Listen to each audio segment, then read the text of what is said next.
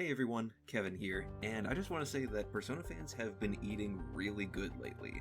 Just within the past couple of years, Personas 3, 4, and 5 have been ported over to multiple platforms, not to mention 5 has now gotten multiple spin-off games, and 3 just got its long-awaited remaster with Persona 3 Reload. That's one of them I'm going to focus on today in a little bit. See, one of the things I love the most about the Persona franchise personally is just how fantastical the art direction itself can get. This is especially true with Persona 5, since all the characters there get their own Phantom Thief outfits that basically act similar to the classic superhero outfit swap. So with that in mind, and with Persona 3 Reload being in the limelight currently, what might the Persona 3 characters look like if they got that treatment as well with their own Phantom Thief outfits? Well, if you join me today, that's exactly what we're going to find out.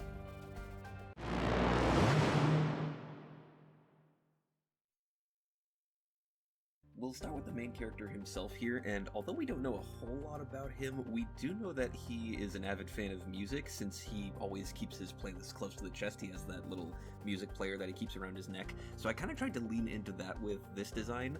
I sort of tried to make him look like a fantasy version of a musical conductor, someone who would be like leading the procession and leading all of the musicians as they play. So I gave him this like really fancy suit, this popped up collar that kind of spikes up at the ends, and I gave him these long split coattails as well because I thought that looked really good with them flowing in the wind. Now, as for the mask itself is pretty simple. I gave it some more like flowing lines to sort of emphasize the details. I do that with the coat as well. I thought that just fit pretty well since I'm taking a lot of reference from his second persona, Thanatos, as you can see there. And I thought that worked well to kind of accent the design a bit as well. In retrospect, it's not a whole lot different from Joker, Persona 5's main character's outfit, but it's different enough that I feel like it has a bit of this main character's personality in it as well, and I think it's a good look, honestly. You've got like the ripped coattails a bit as well, because he's a little bit more on the edgy side. He's definitely seen a lot of battle as well, so I feel like that is exemplified in this design a bit more. Not to mention he's dual wielding as well. You can see that I tried to draw in the evoker that Persona 3 characters use to summon their personas. Not to mention he has the classic C's armband there as well, because he's still a member of C's. It's just that I'm changing his costume a bit. Here I'm going to like fix up the line work a bit, and as I start with the colors, you can see I'm going to use a lot of blacks and blues. Again, similar to Joker's outfit, but this one has a splash of blues as well because it matches his hair, and not to mention Thanatos itself has a lot more blue in it as well, despite the fact that they're all very dark blues. I think there's enough variety here that it works out pretty well. You can see I add specks of gold as well, again referencing Thanatos, namely his belt buckle that you see I turned into sort of knee pads for this character. Actually, funny thing about the way I'm coloring these pieces here, I'm using a method that I used prior to finding an actual better method of coloring in Clip Studio Paint. I actually figured that out like after I made all of these pieces, so you'll see I'm going to do a lot of color correction here to have it fit in the line art itself, but in future videos you might not see that because I kind of fixed that problem. So it's funny to look back and see something that I could have fixed by changing one setting.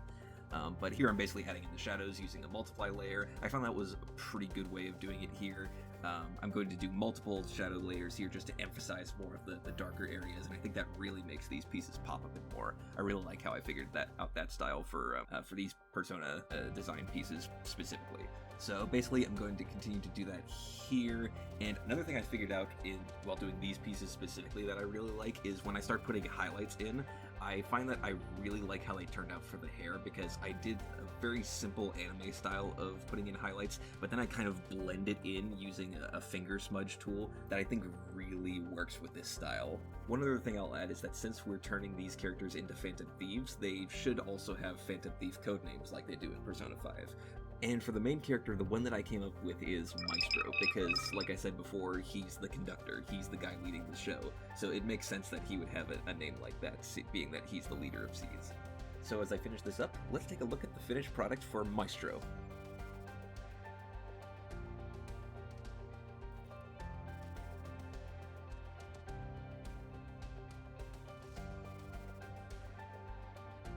Now, the next character I'm going to be tackling is Yukari, considering she's one of the first characters you meet in the game.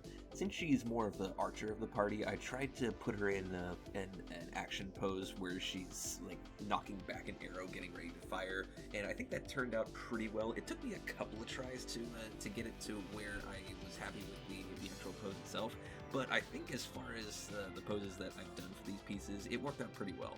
Considering she's sort of a popular girl archetype, she's more of a trendsetter. She's very fashion forward. I tried to make her look sort of like almost like a fantasy style socialite.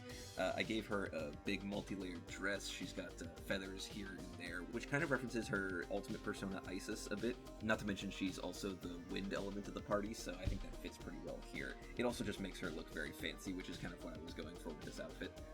The mask is very much a party style of mask. That's where I put most of the feathers in this outfit. And the neckerchief that is in her official art, I kind of just extended that into a big flowing scarf because I thought that would work really well with the pose and the overall design here. I gave her a couple of other accessories as well, like a studded belt, for example. Also got her quiver of arrows on her back as well, and of course the classic C's armband. The skirt gave me a lot of trouble trying to figure out like how that would taper and fold, especially in this more dynamic pose. That's probably where I spent a lot of time on when it came to this design. I wasn't quite sure how I was going to make that work, but I think I got it to a pretty nice place.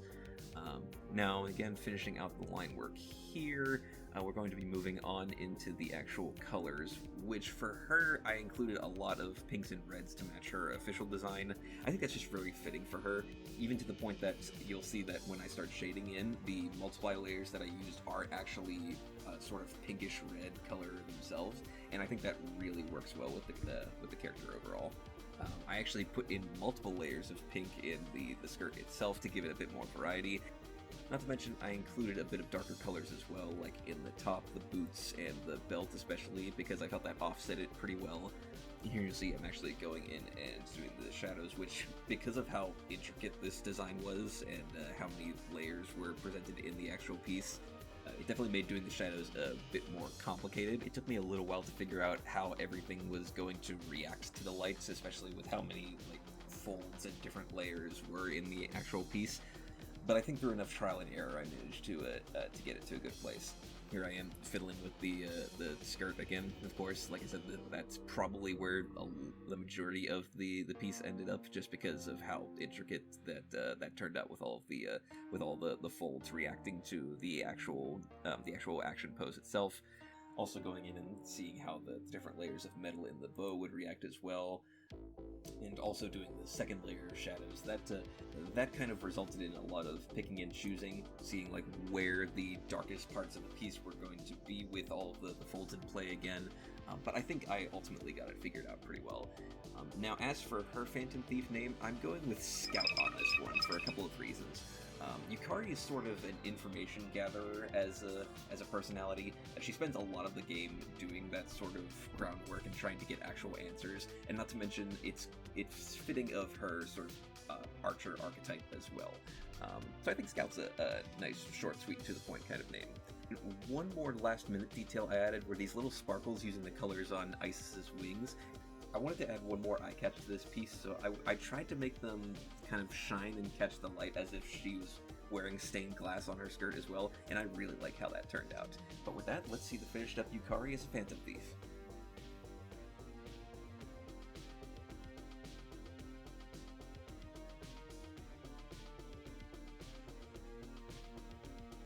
Now, the next one I'm going to do here is Junpei, the third member of the original party in Persona 3. For this one, I'm doing a decidedly less dynamic pose, just because I think it fits his personality a bit more. I tried to give him a more laid-back stance, and ultimately I think that kind of weakens this piece a little bit. Unfortunately, this one's going to turn out to be probably my least favorite of the bunch. Not that I think it's bad, it's just that if I were to do it again, it would probably be a little more dynamic, and I think I would tweak a couple other things as well. But what you'll see here is I'm actually giving him sort of a knight in shining armor sort of approach. One, because I think that fits his personas pretty well.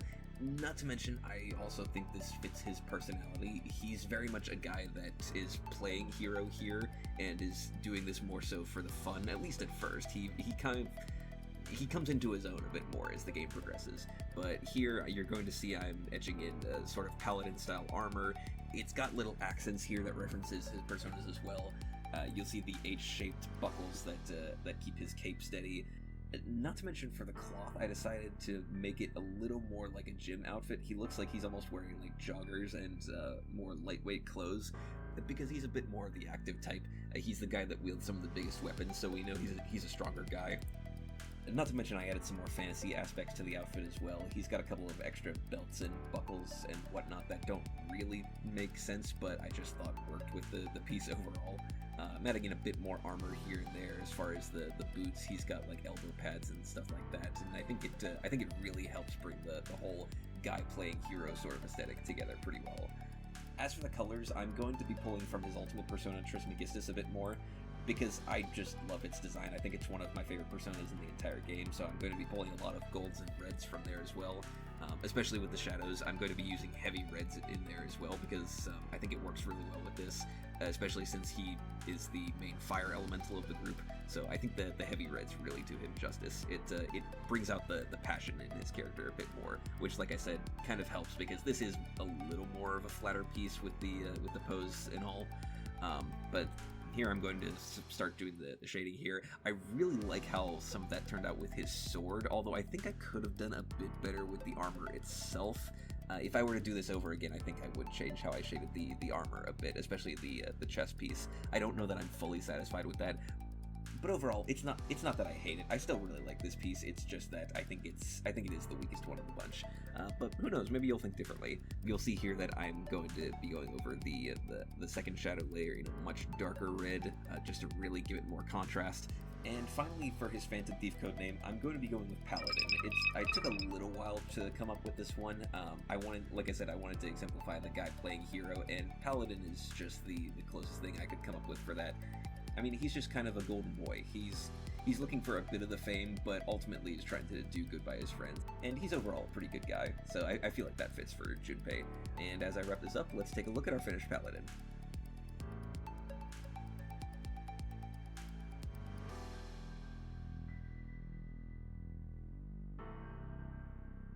Now, last but certainly not least, we're going to be wrapping this up with one of my favorite characters from Persona 3, Aigis.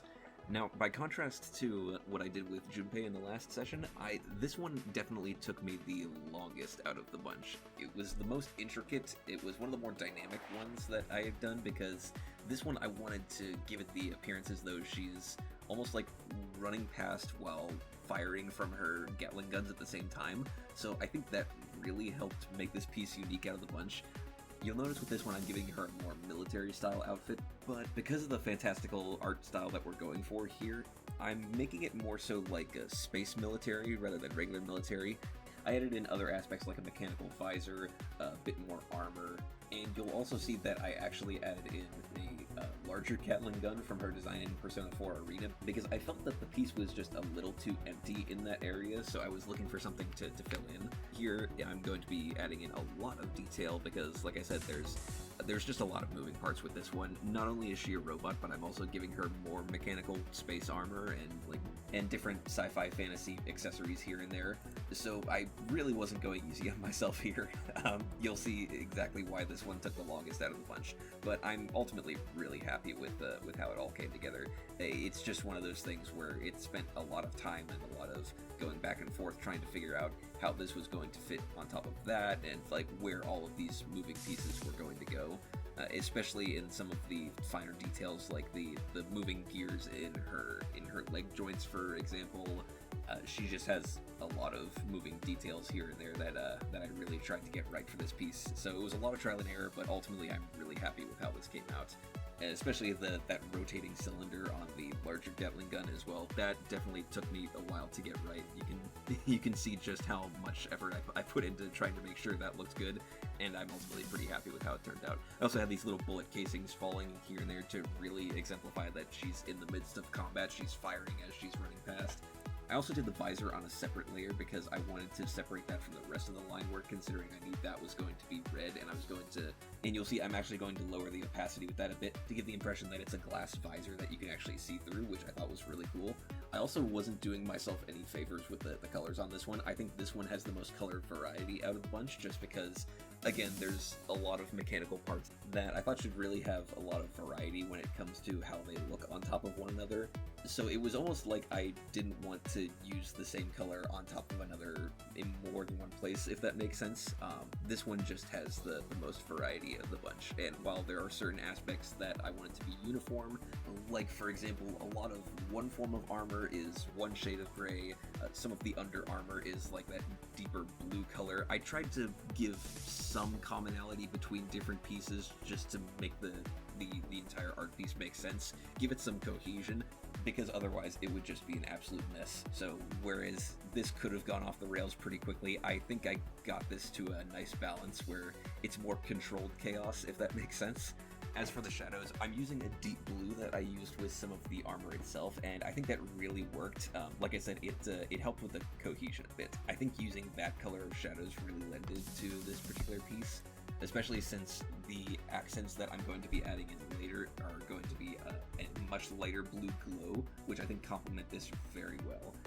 You'll see this is where I start having to really concentrate on how all the pieces are going to be shaded. Not to mention the metals, I actually used a different shading technique where I kind of airbrushed a bit of it on, which I think really helped with this. It just provides more of that nice contrast and makes you feel like certain aspects of this design are meant to be a more metallic substance. They shine more in the light. And I did that with a bit of the highlights as well. I think that really helped give this piece a leg up and probably makes it my favorite of the bunch, honestly, just because of how much work I put into it.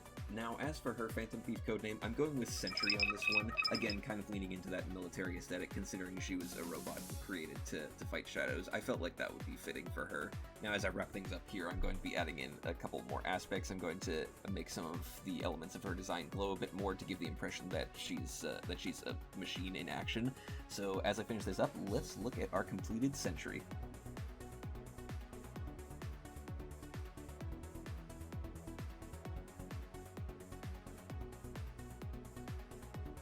And with that, from Seas to Phantom Thieves, we have 4 of the main cast of Persona 3 upgraded to the Persona 5 art style. I really hope you all enjoyed this video as I shared one of my favorite game series in recent history with you, and if you'd like to see more content like this, feel free to like and subscribe, and comment down below what do you think of these designs, and what other Persona characters would you like to see me give the Phantom Thieves treatment. Otherwise, I hope you have a great rest of your day, and I will see you next time.